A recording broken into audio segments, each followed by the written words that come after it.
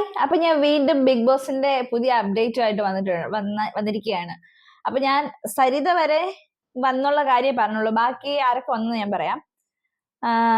അത് കഴിഞ്ഞ് വന്നത് ഷാനവാസ്. നിങ്ങൾ എല്ലാവരും അറിയാം, നമ്മുടെ രുദ്രൻ, നമ്മുടെ സീതയുടെ ഇന്ദ്രേട്ടനൊക്കെ അഭിനയിച്ച രുദ്രൻ, സോറി ഷാനവാസ് ആണ് അത് കഴിഞ്ഞ് വന്നത്. പിന്നെ നെവിൻ ജോർജ്, കൊറിയോഗ്രാഫറും ഒക്കെ ആയിട്ടുള്ള ഒരു വ്യക്തിയാണ്. പിന്നെ വന്നത് ആദില അന്നൂറ, രണ്ടുപേരായിട്ടാണ്, ആദിലയും നൂറയും രണ്ടുപേരാണ്. അവര് ലെസ്ബിയൻ കപ്പിൾസ് ആണ്, രണ്ടുപേരായിട്ടാണ് വന്നത്. പിന്നെ വന്നത് ശൈത്യ സന്തോഷ് നിങ്ങൾക്ക് ഏറെക്കുറെ കോമഡി പ്രോഗ്രാമിലൂടെ ഒക്കെ അറിയായിരിക്കും. പുള്ളിക്കാരി പ്രൊഫഷണലി ഒരു അഡ്വക്കേറ്റ് ആണ്, അതല്ലാതെ ഈ കോമഡി പരിപാടികളിലൊക്കെ ആക്ട് ചെയ്യാറുണ്ട്. അത് കഴിഞ്ഞ് വന്നത് നമ്മളെല്ലാരും കാത്തിരുന്ന വ്യക്തിയാണ് അവൾ, രേണു സുധി. നമ്മൾ നോക്കി ഇരുന്നല്ലേ, രേണു സുധിയും വന്നിട്ടുണ്ട്. അത് കഴിഞ്ഞ് ഏറ്റവും അവസാനം വന്നത് അപ്പാനി ശരത്തിനെ നിങ്ങൾക്ക് എല്ലാവർക്കും അറിയാം, നമ്മുടെ ജിമിക്ക് കമ്മൽ പാട്ടില് അപ്പാനി ശരത് ആവുന്നത്. അങ്ങനെ മൊത്തം 20 പേര് ബിഗ് ബോസ് ഹൗസിലേക്ക് എൻട്രി ആയിട്ടുണ്ട്.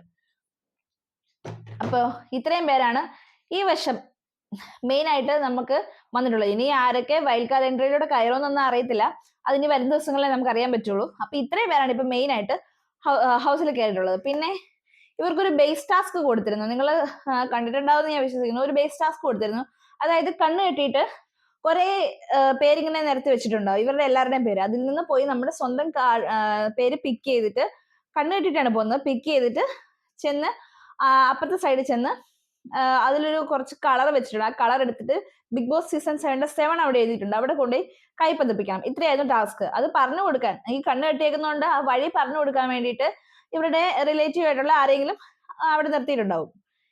ഇങ്ങനെയാണ് ടാസ്ക് കൊടുത്ത് എന്താ ഈ പില്ലർ പോലെ സംഭവം വെച്ചിട്ടുണ്ട്. പില്ലർ പോലെ സംഭവിച്ചേക്കുന്നത് നിരനിരയായിട്ട് വെച്ചിട്ടില്ല, അവിടെ ഇവിടെ ആയിട്ടാണ് വെച്ചേക്കുന്നത്. അപ്പോൾ അത് റൈറ്റും ലെഫ്റ്റും സ്ട്രൈറ്റും ഒക്കെ കൃത്യമായിട്ട് പറഞ്ഞു കൊടുത്ത് അങ്ങനെ പോയി വേണം ആ ബാഡ്ജ് എടുത്തിട്ട് പോയി കൈ പതിപ്പിക്കാനായിട്ട്. അപ്പൊ അതില് എല്ലാരും ചെയ്തിട്ടുണ്ടായിരുന്നു. അപ്പൊ അതില് ഫസ്റ്റ് പ്രൈസ് കിട്ടിയത് ആര്യൻ കട്ടോരിയയ്ക്കാണ്. 19 സെക്കൻഡ് കൊണ്ടാണ് പുള്ളിക്കാരനെ ടാസ്ക് കംപ്ലീറ്റ് ചെയ്തത്. അത് കഴിഞ്ഞിട്ട് ബിന്നിക്കും ഷാനവാസിനും രണ്ടുപേർക്കും ഒരേ സെക്കൻഡ്, രണ്ടുപേരും 29 സെക്കൻഡ് എടുത്തിട്ടാണ് രണ്ടുപേരും ആ ടാസ്ക് കംപ്ലീറ്റ് ചെയ്തത്. അപ്പൊ ഇവർക്ക് 3 പേർക്കുമാണ് പ്രൈസ് കിട്ടിയത്. ആ പ്രൈസ് കിട്ടിയതിനനുസരിച്ച് പ്രൈസ് കിട്ടി. അത് കഴിഞ്ഞിട്ട് പിന്നെ ബിഗ് ബോസ് എല്ലാവരെയും വിളിച്ചിരുത്തി എല്ലാവർക്കും സ്വാഗതമൊക്കെ പറഞ്ഞു. പിന്നെ പറഞ്ഞു ഒരു സ്റ്റോർ റൂം ബെല്ല് കേൾക്കുമ്പോഴത്തേക്കും നിങ്ങൾ സ്റ്റോർ റൂമിൽ പോയി നോക്കണം, നിങ്ങളുടെ സാധനങ്ങളെല്ലാം വന്നിട്ടുണ്ടാവുമെന്ന് പറഞ്ഞു. അങ്ങനെ സ്റ്റോർ റൂമിന്റെ ബെല്ല് കേട്ടു, എല്ലാവരും പോയി സാധനങ്ങളൊക്കെ എടുത്തോണ്ട് വന്ന് റൂമിൽ കൊണ്ടുപോയി വെച്ച് എല്ലാവരും പെട്ടിയൊക്കെ തുറന്നു നോക്കി കഴിഞ്ഞപ്പോഴാണ് ട്വിസ്റ്റ് ആയത്. ആർക്കും കിട്ടിയത്, എല്ലാവർക്കും സ്വന്തം പെട്ടി കിട്ടിയെന്നുള്ളൊരു സന്തോഷമായിരുന്നു. പക്ഷെ കിട്ടി വന്നപ്പോഴത്തേക്കും ഈ ജയിച്ച 3 വ്യക്തികൾക്ക് മാത്രം അവരുടെ എല്ലാ പെട്ടി സാധനങ്ങൾ കിട്ടി. ബാക്കിയുള്ളവർക്ക് കുറെ കമ്പും കട്ടയും കല്ലും പുല്ലും ഒക്കെയാണ് കിട്ടിയത്. അപ്പോ എല്ലാരും ഇങ്ങനെ ബിഗ് ബോസിനോട് ഇതെന്താ ബിഗ് ബോസ് ഇങ്ങനെ ചോദിച്ചു.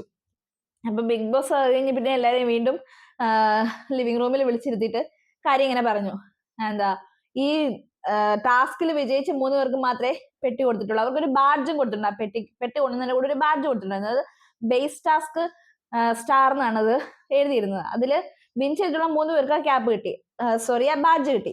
അപ്പൊ ഇവർക്ക് 3 പേർക്കേ സാധനങ്ങൾ കൊടുത്തുള്ളൂ, ബാക്കി എല്ലാവർക്കും യൂണിഫോം പോലെ ബാക്കിയുള്ള ഡ്രസ്സുകളാണ്, ബാക്കിയുള്ളവർക്ക് അങ്ങനെയുള്ള ഡ്രസ്സുകളാണ് കൊടുത്തിരിക്കുന്നത്. അപ്പൊ അത് കഴിഞ്ഞപ്പോഴത്തേക്കും